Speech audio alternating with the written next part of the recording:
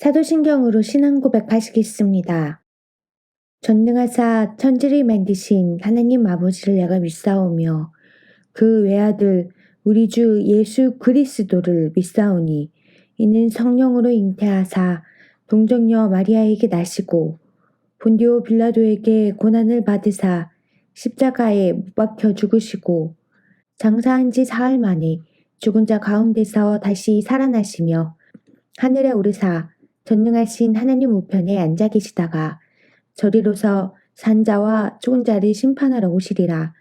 성령을 믿사오며 거룩한 공회와 성도가 서로 교통하는 것과 죄를 사하여 주시는 것과 몸이 다시 사는 것과 영원히 사는 것을 믿사옵나이다. 5월 22일 토요일. 오늘 우리에게 주시는 말씀은 호세아 1장 10절에서 11절까지 말씀입니다. 그러나 이스라엘 자손의 수가 바닷가의 모래같이 되어서 헤아릴 수도 없고 셀 수도 없을 것이며 전에 그들에게 이르기를 너희는 내 백성이 아니라 한 그곳에서 그들에게 이르기를 너희는 살아계신 하나님의 아들들이라 할 것이라. 이에 유다 자손과 이스라엘 자손이 함께 모여 한 우두머리를 세우고 그 땅에서부터 올라오리니 이스라엘의 날이 클 것이미로다. 아멘. 발명가 토머스 에디슨은 천재란 99%의 노력과 1%의 영감으로 되는 것이라고 말했습니다. 한 기자가 이 말을 듣고는 에디슨에게 그 둘 중 어느 것이 더 중요하냐고 물었습니다. 에디슨의 대답은 분명했습니다. 1%의 영감입니다. 이 원리는 하나님과 우리의 관계에서도 적용됩니다. 인간의 노력과 수고, 땀과 눈물 모두 중요하지만 언제나 하나님의 은혜가 중요하고 먼저입니다. 하나님은 죄에 빠진 사람들이 마음을 돌이켜 하나님께로 돌아오기를 간절히 바라십니다. 이렇게 마음을 돌이키는 것을 회심이라고 합니다. 그런데 여기서 반드시 기억해야 할 것이 있습니다. 사람의 회심이 있기 전에 하나님의 회심이 먼저 있었다는 사실입니다. 하나님은 호세아를 통해 이 사실을 분명하게 알려주십니다. 거룩하신 하나님은 인간의 죄와 거짓, 어둠과 이중성을 참으실 수가 없었습니다. 그래서 인간을 향해 이렇게 선언하셨습니다. 너희는 내 백성이 아니다. 나는 너희의 하나님이 될 수 없다. 그런데 이렇게 선언한 순간 하나님 안에 있는 우리를 향한 뜨거운 사랑이 이렇게 외칩니다. 그럼에도 불구하고 나는 너희를 버릴 수 없고 너희를 포기할 수 없다.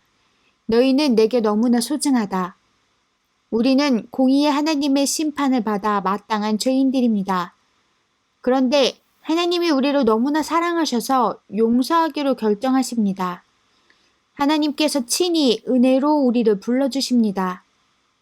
하나님의 명령으로 호세아가 음란한 여인 고멜과 결혼해서 낳은 첫째 아들의 이름은 이스라엘입니다.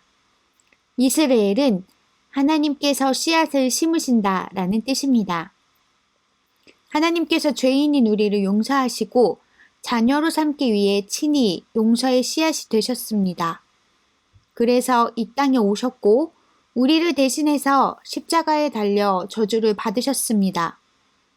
이분이 바로 예수님입니다. 내가 하나님께로 마음을 돌이키기 전에 하나님께서 먼저 나를 향해 마음을 돌이키셨습니다. 내가 예수님을 나의 왕, 나의 주인으로 받아들이기 전에 예수님이 먼저 나를 받아들여 주셨습니다. 하나님께로 마음을 돌이키길 거부하는 사람들 때문에 속상합니까? 하나님께서 은혜를 베풀어 주시길 기도하십시오. 하나님의 은혜에 눈이 열리도록 기도하십시오. 모든 회심은 은혜의 결과입니다. 묵상 질문. 하나님께서 회심의 은혜를 베풀어 주실 것을 분명히 믿습니까? 오늘의 기도. 하나님, 복음을 거부하는 사람들 때문에 애가 탑니다. 하나님께로 돌아와야 할 사람들에게 회심의 은혜를 베풀어 주옵소서. 우리에게도 은혜를 베푸셔서 하나님께서 일하고 계심을 깨닫고 소망 가운데 복음 전하는 일을 포기하지 않게 하옵소서. 예수님의 이름으로 기도합니다. 아멘.